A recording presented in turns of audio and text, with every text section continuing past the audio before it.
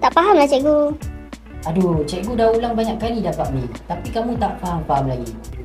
Saya baru baca 2 buku surat. Dah bosan cikgu. Itulah. Cikgu pun dah buntu dah. Macam mana nak ajar kamu semua ni biar kamu faham. Cikgu, pernah tak jadi macam ni?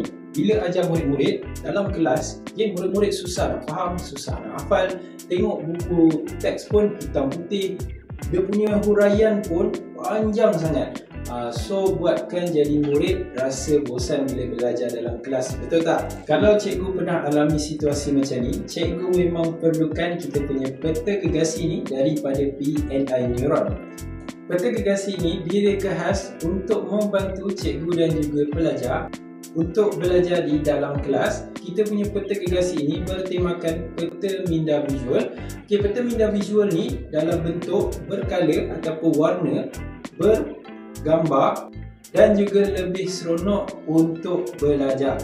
Kalau murid susah untuk fokus dalam kelas, cepat bosan, dan susah untuk hafal, buku peta gegasi kita ni memang penyelamat cikgu-cikgu.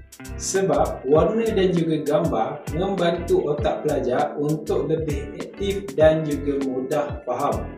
Sekarang kita ada 4 subjek untuk peta gegasi kita ni, iaitu sejarah, sains dan juga pendidikan Islam adalah untuk upper form dan juga lower form adalah geografi. Jadi kita ada slogan iaitu senang, senang, senang dan juga senang, iaitu senang belajar, senang ingat, senang faham dan juga senang skor. Peta gegasi kita ni sesuai untuk guru-guru gunakan semasa PDPC sedang berlangsung. Jadi kita punya peta gegasi ni bukan sahaja peta minda visual, tapi kita lengkapkan dia satu bab di dalam satu muka surat. Jadi contoh saya buka untuk muka surat ataupun bab yang kedua. Bab yang kedua ini kita dah masukkan dalam satu muka surat ni sahaja. Jadi dekat sini cikgu-cikgu dah boleh go through ataupun mempercepatkan lagi silibus di dalam kelas. Jadi kalau tengok dekat sini memang sangat-sangat cantik, berwarna, bergambar, lengkap dengan visualnya. Dan mesti yang paling penting adalah satu bab dalam satu muka surat. Jadi kalau murid dia tengok satu muka surat ni, dia dah boleh habiskan bab 2 ni dengan lebih cepat dan mudahkan guru-guru untuk ajar murid-murid supaya mereka lebih mudah untuk faham dan lebih seronok, tak bosan dalam kelas. Itu yang paling penting. Jadi peta gegasi kita ni digunakan untuk membuat aktiviti ataupun secara berkumpulan di dalam kelas.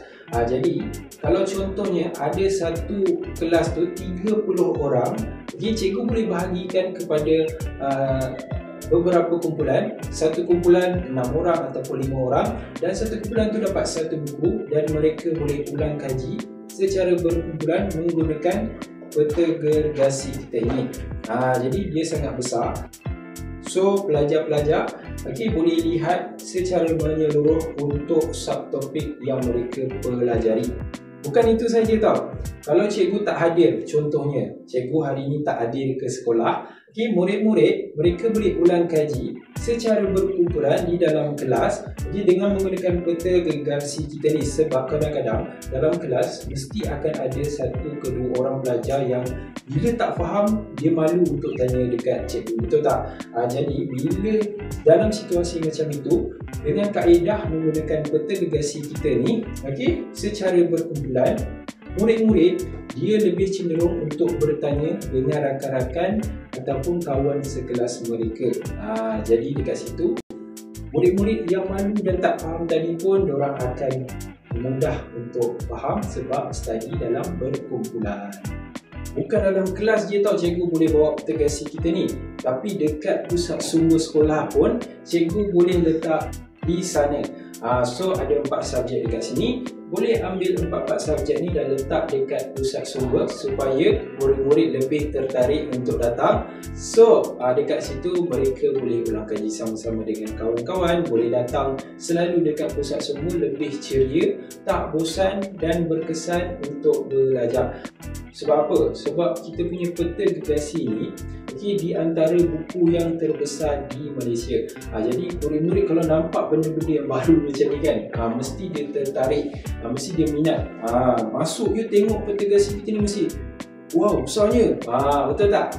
Jadi dekat sini dapat menarik minat pelajar-pelajar untuk lebih kerap datang ke pusat sumber dan menceriakan pusat sumber jugalah untuk cikgu. Sebab apa perlu gunakan kita punya peta gergasi dalam bentuk peta minda visual?